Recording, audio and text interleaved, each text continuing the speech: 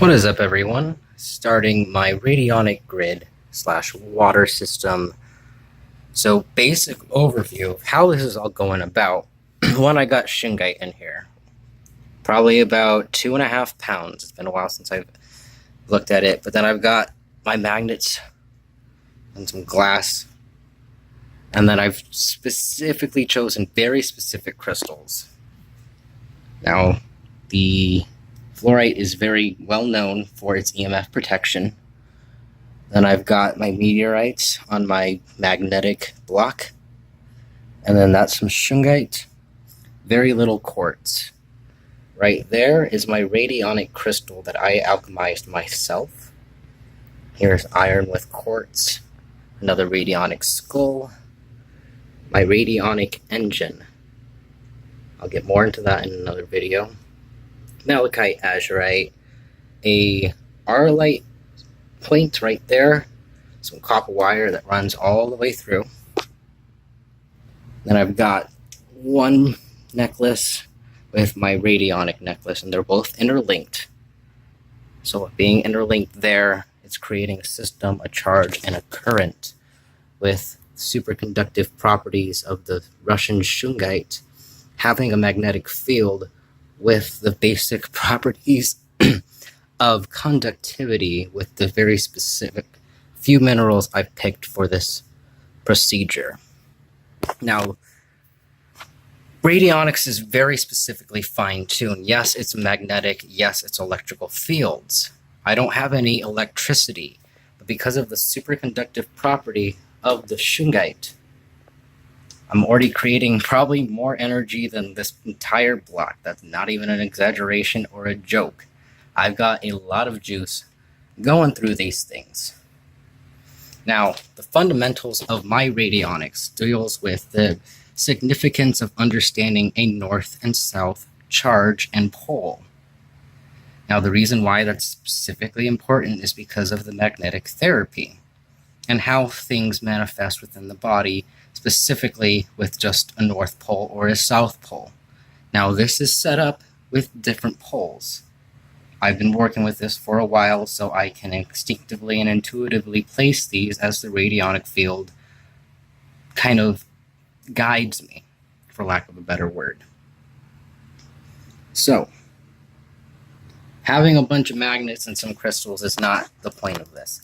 Having an intention, having a desired effect, and recreating my radionic water is my intention. Now, with radionic devices, people tend to draw something or write something and place it under the machine. The crystals are the machines for myself. Now, the great thing about my technology, you can interlink your program. This has been from a grid that came off not even a few minutes ago. Now, with another radionic piece, right here, we can use the magnets and just place them right there. And now this is completely interlocked and gridded within the system. I can change it to my desired effect or quality. As you work with the radionic field, the slightest minute change ultimately affects your field. Understanding how the electrical potential between each electron and the current and the conduit of the crystal is how I've been so successful with this technology. And I'm the only person that I've seen that solely uses crystals as the conduit. Now, that's the big difference between cosmic radionics and simple radionics, minus getting into the meteorites. I won't get into that. Some of that is part of my trade secret and my formula. Now, eventually, I will be able to recreate H3O. I have not been able to properly get this verified through a laboratory. But what I can and am willing to tell you is the information that I've been given through my clairvoyant training and my remote viewing skills that I've been refining and tuning into. I didn't even know radionics was an actual thing.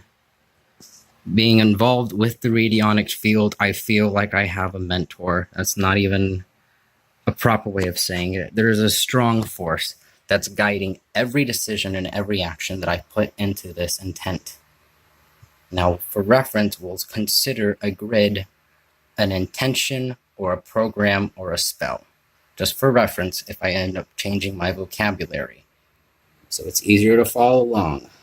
So you get one more good view of my radionic engine.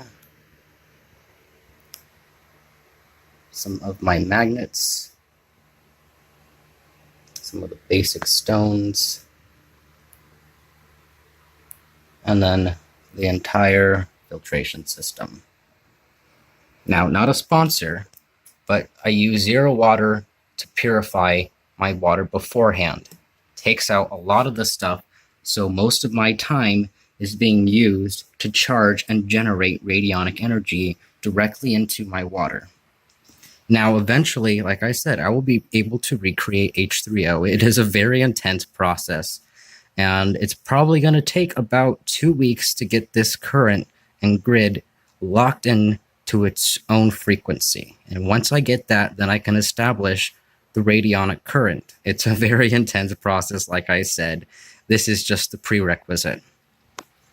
But I hope this gathers some interest, as I've not seen much on radionics, and to be completely honest, I'm entirely self-taught. I've been watching about a day's worth of podcasts on Shungite and radionics the last week. And honestly, I've learned more from just working with this field and my system than I've seen any other human do. So, here's to the future. And remember, you heard it first. Cosmic radionics is this guy's idea. H3O, I made it out of this system. Thank you.